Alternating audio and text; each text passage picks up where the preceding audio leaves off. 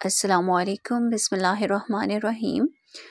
آج کے لیسن میں ہم سورہ بقرہ کی آیت نمبر 6 تا 7 کا ترجمہ اور وضاحت دیکھیں گے۔ ان الذین، بے شک جو لوگ کفروا کافر ہوئے، سواء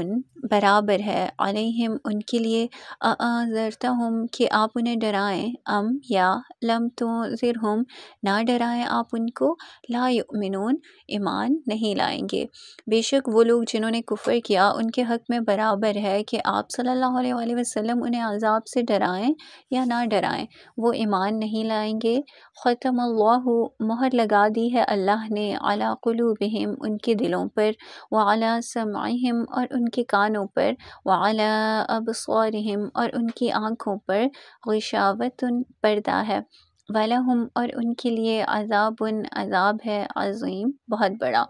اللہ تعالیٰ نے ان کے دلوں اور کانوں پر مہر لگا دی ہے اور ان کی آنکھوں پر پردہ پڑا ہوا ہے اور ان کے لیے بہت بڑا عذاب ہے۔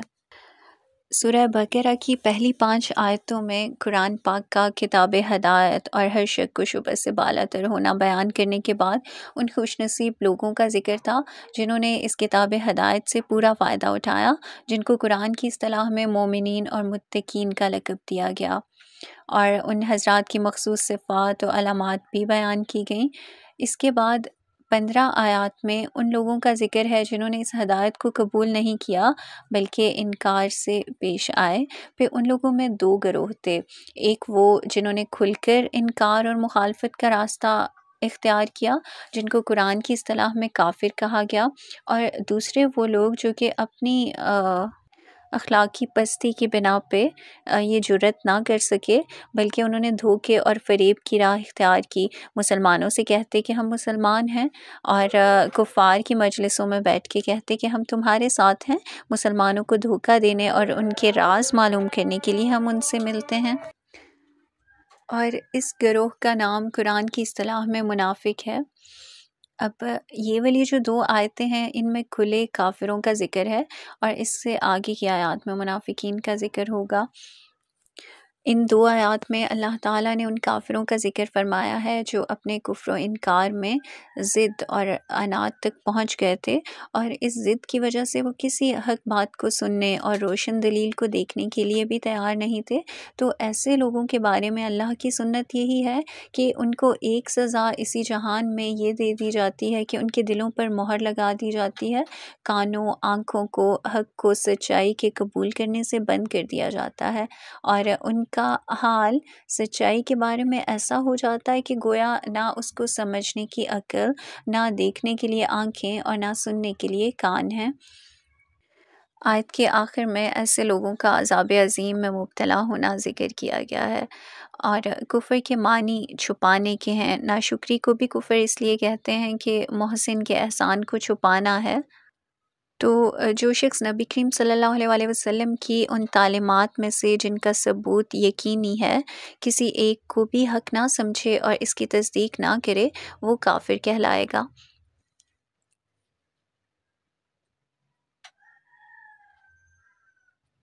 یہاں اس آیت میں جو لفظ انذار استعمال ہوا، ایسی خبر دینا جس سے خوف پیدا ہو، یعنی کہ اردو زبان میں اس کا ترجمہ ڈرانے سے کیا جاتا ہے، لیکن یہ ایسا ڈرانا ہے جو شفقت اور رحمت کی بنا پر ہو، جیسے اولاد کو آگ سے، سانپ بچھو اور درندوں سے ڈرایا جاتا ہے۔ تو انبیاء علیہ السلام کو خصوصیت سے نذیر کا لقب دیا جاتا ہے کہ وہ از راہ شفقت آئندہ آنے والی مصیبتوں سے ڈراتے ہیں۔ تو یہاں ارشاد ہوا کہ آپ صلی اللہ علیہ وسلم ان کو ڈرائیں یا نہ ڈرائیں، وہ ایمان نہیں لائیں گے۔ تو یہاں پہ نبی کریم صلی اللہ علیہ وسلم کو تسلی دینے کے لیے بتایا گیا ہے کہ یہ ضدی کفار جو حقیقت کو پہچاننے کے باوجود کفر و انکار پر جمے ہوئے ہیں،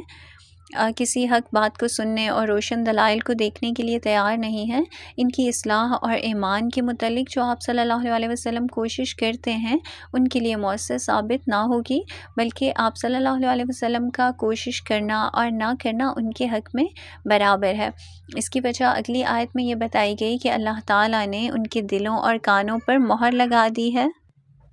اور ان کی آنکھوں پر پردہ پڑا ہوا ہے، سوچنے سمجھنے کے جتنے راستے تھے وہ سب بند ہیں، اس لیے ان سے اصلاح کی توقع نہیں رکھی جا سکتی۔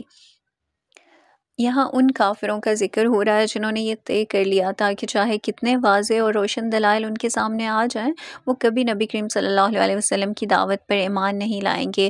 حضرت عبداللہ بن عباس رضی اللہ تعالیٰ عنہما نے اس آیت کی تفسیر میں فرمایا ہے کہ یہ وہ لوگ ہیں جو کفر پر اڑ گئے ہیں، یعنی ترجمے میں انہوں نے کہ کفر اپنا لیا ہے، یہ اسی مفہوم کو ادا کرنے کے لیے یہ الفاظ استعمال کیے گئے ہیں۔ اور ڈرانا، انذار کا ترجمہ کیا گیا ہے کہ نبی کریم صلی اللہ علیہ وسلم نے انبیاء کرام علیہ السلام کی دعوت کو بکثرت ڈرانے سے تعبیر فرمایا ہے، کیونکہ انبیاء علیہ السلام جو ہیں وہ لوگوں کو کفر اور بدعمالیوں کے برے انجام سے ڈراتے ہیں، لہٰذا آیت کا مطلب یہ ہوا کہ آپ چاہے ان کو دعوت دیں یا نہ دیں، ان کے سامنے دلائل پیش کریں یا نہ کریں، کیونکہ انہوں نے یہ ارادہ کر رکھا ہے کہ کوئی بات نہیں ماننی، اس لیے وہ ایمان نہیں لائیں گے۔ اور اس آیت میں یہ واضح فرما دیا گیا کہ ضد اور ہردرمی بڑی خطرناک چیز ہے۔ اگر کوئی شخص ناواقفیت یا غفلت وغیرہ کی وجہ سے کسی غلطی کا ارتکاب کر لے تو اس کی اصلاح کی امید ہو سکتی ہے، لیکن جو شخص غلطی پر اڑ جائے اور یہ ارادہ کر لے کہ کسی بھی حالت میں بات نہیں ماننی، تو اس کی ضد کا آخری انجام یہ ہوتا ہے کہ اللہ تعالیٰ کی طرف سے اس کے دل پر مہر لگا دی جاتی ہے، جس کے بعد اس سے حق کو قبول کرنے کی صلاحیت ہی ختم ہو جاتی ہے۔ اللہ تعالیٰ اس حالت سے محفوظ رکھے۔ لہٰذا اس پر یہ شبہ نہیں ہونا چاہیے کہ جب خود اللہ تعالیٰ نے ان کے دل پر مہر لگا دی تو وہ معذور ہو گئے، اس لیے یہ مہر لگانا خود انہی کی ضد مطلب اس لیے یہ ایسا ہے، مہر لگائی ہی اس لیے جاتی ہے کیونکہ ان کی ضد اور انہوں نے جو پختہ ارادہ کر لیا کہ اب حق بات نہیں ماننی، تو پھر اس لیے ان کو حق بات اس کے بعد دکھائی ہی نہیں دیتی۔ اور ان دو آیتوں سے یہ بھی معلوم ہوا کہ کفر اور ہر گناہ کی اصل سزا تو آخرت میں ملے گی، لیکن بعض گناہوں کی کچھ سزا دنیا میں بھی مل جاتی ہے، اور پھر یہ دنیا کی سزا جو ہے وہ بعض اوقات یہ شکل اختیار کرتی ہے کہ اپنی اصلاح کی توفیق ہی نہیں رہتی، یعنی انسان آخرت کے حساب و کتاب سے بے فکر ہو کے اپنی نافرمانیوں اور گناہوں میں بڑھتا چلا جاتا ہے، اور اس کی برائی کا احساس بھی اس کے دل سے جاتا رہتا ہے۔ ایسے حال کے متعلق بعض بزرگوں کا ارشاد ہے، یعنی گناہ کی ایک سزا یہ بھی ہوتی ہے کہ ایک گناہ دوسرے گناہ کو کھینچ لاتا ہے، جس طرح نیکی کا نقد بدلہ یہ بھی ہوتا ہے کہ ایک نیکی دوسری نیکی کو کھینچ لاتی ہے۔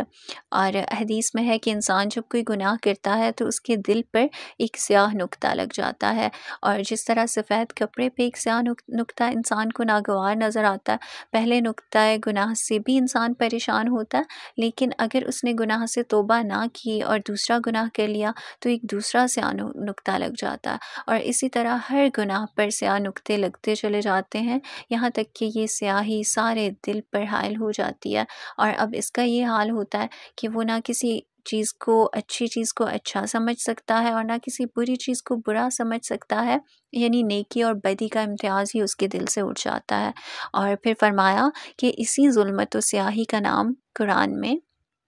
آیا ہے کَلَّا بَلْ رَانَ عَلَىٰ قُلُوبِهِمْ مَا كَانُوا يَكْسِبُونَ۔ اور ترمذی شریف میں بروایت ابو ہریرہ رضی اللہ تعالیٰ عنہ نقل کیا گیا ہے کہ نبی کریم صلی اللہ علیہ وسلم نے فرمایا کہ انسان جب کوئی گناہ کرتا ہے تو اس کا دل سیاہ ہو جاتا ہے، پھر اگر وہ توبہ کر لے تو صاف ہو جاتا ہے۔ دوسری بات یہ کہ اس آیت میں ہمیشہ جو کافر ہیں ان کے لیے نبی کریم صلی اللہ علیہ وسلم کا نصیحت کرنا اور نہ کرنا دونوں برابر قرار دیے گئے ہیں، لیکن ان کے ساتھ علیہم کی قید لگا کر یہ بتا دیا کہ برابری جو ہے وہ کفار کے حق میں ہے، نبی کریم صلی اللہ علیہ وسلم کے حق میں نہیں، کہ ان کو جو تبلیغ وہ کر رہے ہیں اس کا ثواب بہرحال ملے گا۔ اس لیے پورے قرآن کی کسی آیت میں نبی کریم صلی اللہ علیہ وسلم کو ایسے لوگوں کو بھی دعوت ایمان دینے سے نہیں روکا گیا۔ اس سے یہ معلوم ہوا کہ جو شخص دعوت دین اور اصلاح کا کام کرتا ہے، چاہے مؤثر ہو یا نہ ہو، اس کو بہرحال اپنے عمل کا ثواب ملتا ہے۔ اللہ تعالی ہمیں نیکی اور اصلاح کے کام کرنے کی توفیق عطا فرمائے۔ صدق اللہ العظیم۔